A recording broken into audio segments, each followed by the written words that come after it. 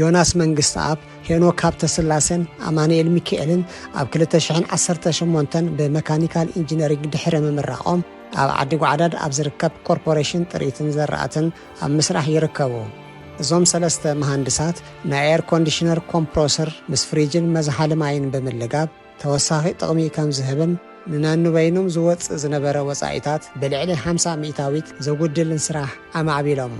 ሓደ ካብቶም ሰናዕቲ ዮናስ መንግስት አብ ንድምፂ ኣሜሪካ ኣብ ዝሃቦ ሓበሬታ እቲ ናይ መዝሓሊ ቴክኖሎጂ ሓድሽ ከም ዘይኮነን ኣብ ሃልኪ ኤሌክትሪኩን ዝኾነ ለውጢ ከም ዘይገበሩን ጠቒሱ ንኹሉ ናይ መዝሓሊ ስርዓት ኣብ ሓደ ብምጥርናፍ ንመግዚኢ ኮምፕረሰርን ኮንደንሰርን ዝጠፍእ 70 ሚእታዊት ዝሽፍን ዋጋ ብ53 ሚእታዊት ከጉድሉ ከም ዝኽእሉ ሓቢሩ። መበገሲ ናይዚ ስራሕ ኣብ ዒላ በርዕዲ ዝሰርሕዋ ናይ ፈለማ መዝሓሊት መኻዚኖ ከም ዝኾነቱን ዮናስ ተዛሪቡ።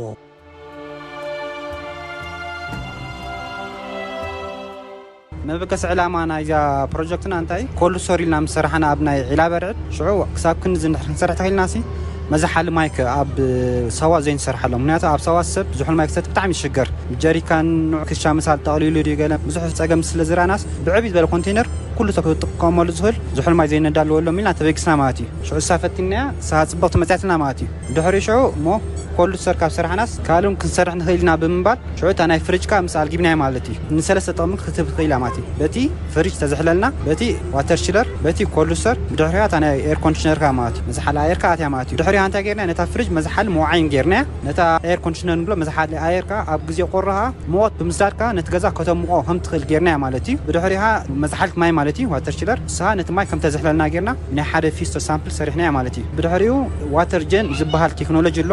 እዚ ዋተር ጀን እንታይ ማለት እዩ ማይ ኣብ ዘይንረኽቦ ኣጋጣሚሲ ኣብ ግዜ ሽግር ንኣብነት ባሕረኛታት ናኸዱ ከለዉ ሰትዮም ማይ ይስእኑ ወላ ሓንቲ ኣማራፂ ኣብ ዝስእኑ ግን ዛናትና ማሽን በዓላ ካብ ጠፈር ማይ ብምድላው ስተ ማይ ንመዓልቲ ካብ 10 ሳብ 20 ሊትሮ ክትቦም ትኽእል ማለት እዩ። ከምና ገበርና 8 ከም ጠቅም ጌርና ማለት እዩ። ፍሪጅ ብናይ ኤር ኮንዲሽነር ኮምፕረሰር ከም ዝሰርሕ ብምግባርን ብዘተኣታትዎ ምምሕያሽን ተወሳኺ ረብሓ ከም ዝህብ ከም ዝገበሩ ዮናስ ብኣብነት ኣብርሂቡ። ሕጂ እታ ፍሪጅ ኣብ ዝናትና ፍሉይነት እንታይ ጌርና ንሕቲ ተባሂሉ መጀመርታ ነታ ናትና ፍሪጅ ፋስ ፍሪዘር ኢና ቀይርናያ። ብናይ ኮምፕረሰር ናይ ኤር ኮንዲሽነር ትጥቀም ስለ ዘላ ኣብ ሓፂር ግዜ ተዝሕሎ ኢላ ዘን ኖርማል ዘላ ፍሪጅ ኣብ 10 ሰዓት ዘዝሕሎ ዘናትና ፍሪጅ ኣብ 1 ሰዓት እያ ትዝሕሎ።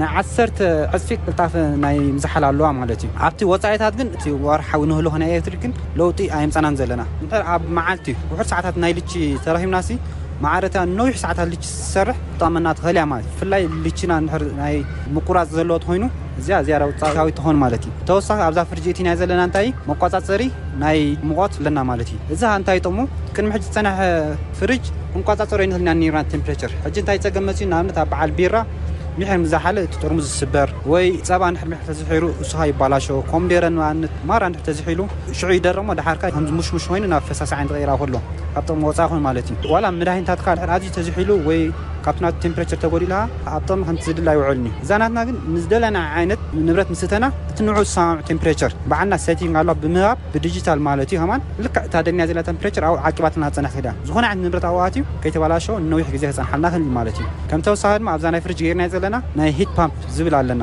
እዚ ናይ ሂት ፓምፕ እንታይ እዩ ትናንትና መስርሕ ብምቕያር ሙቐት ከም ትሰድድካ ጌርና ኣለና። ሙቐት ብምስዳድካ እንታይ ረብሓና ንኣብነት ስጋ ኣዝዩ ኣሸጋሪ ዝነበረ ካብኡ ንክተውፅኦ ብቐሊሉ ክወፃልና ክእል ማለት እዩ። ከምኡ ምምታር ኣዝዩ ኣሸጋሪ ዝነበረ ናብቲ ኖርማል ዝነበረ ቴምፕሬቸር ብምግባር ንምምታሩ ቀሊል ገብረና ማለት እዩ። ከም ተወሳኺ ድማ ርግኦ መጀመርታ ኣውዒና ድሓር ብምዝሓል ኢና ንሰርሖ ኣብዚኣ ድማ መጀመርታ ሙቐት ብምሃብ ቁርብ ክረጊ ድሓርካ ነቲ ቴምፕሬቸር ብምጉዳልካ ኣርጊናሃ ነዊሕ ግዜ ኣይተበላሸወት ርግኦ ፀንሓልና ክእል እዩ። ብንኡስ ዓቐንካ ርግኦ መስራሕ ትጠቀም ትኽእል እያ። እዚኣ ኣብታ ፍሪጅ ጌርና ዘለና ማለት እዩ። እታ ናይ መዝሓሊት ስርዓት ብዝተገብረላ መቆፃፀሪ ኣካል ተሓጊዛ ብማንዋልን ኣውቶማቲክን ከም ትሰርሕ እውን ዮናስ ወሲኹ ኣብሪሁ።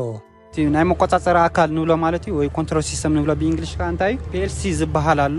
ኮምፒውተራይዝድ ኮይኑ ፕሮግራም ዝገበርካ ዝቆፃፀሮ ማለት እዩ። መጀመርታ ብኸምኡ ኢና ዲዛይን ጌርና ፕሮግራም ጌርና ሰሪሕና ፅቡቕ መፅያትና ግን እቲ PLC ኣብ ዓድና የለን ዋጋ ድማ ክቡር ማለት እዩ። ሃርድ PLC ዝበሃል ኣሎ ናይ ቀደም ዓይነት PLC ኮይኑ ብከም በዓር ሪሌይ ገለ ዝበሃል ኮምፖነንትስ ኣለዉ ከምኡ ጌርና ሰሪሕና ናይ ኣውቶማቲክ ማንዋል ከም መቆፃፀሪ ተጠቕምና ማለት እዩ። ኣብቲ ናይ ማንዋል እታ ንሕና ደሊልና ዘለና ኮምፖነንት ብምውላዕ ናቲ ፍሪጅ ተደሊና ፍሪጅ ጥራይ ንውላዓላ እሳ ሰሪሓ ተጠትውል ማለት እዩ። ኣውቶማቲክ ተጌርና ግን ኣብቲ መዝሓሊ ማይ ፀኒሓ ናብ ፍሪጅ ፀንሕ ኤር ኮንዲሽነር ንኩሉ በቢርጋ እናዛሓለት ነቲ ኩሉ ናትና ሲስተም ሬዲ ጌራ ፀናሓልና ማለት እዩ።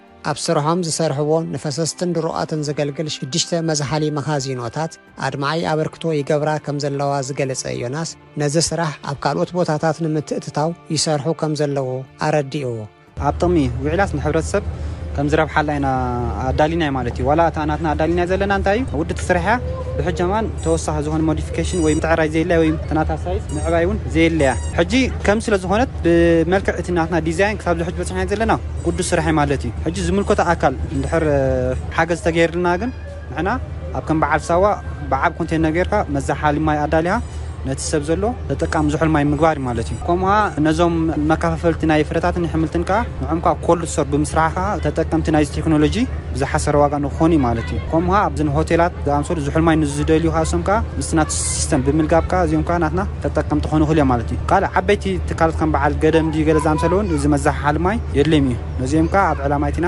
ክንሰርሓሉ መዲብና ኣለና ማለት እዩ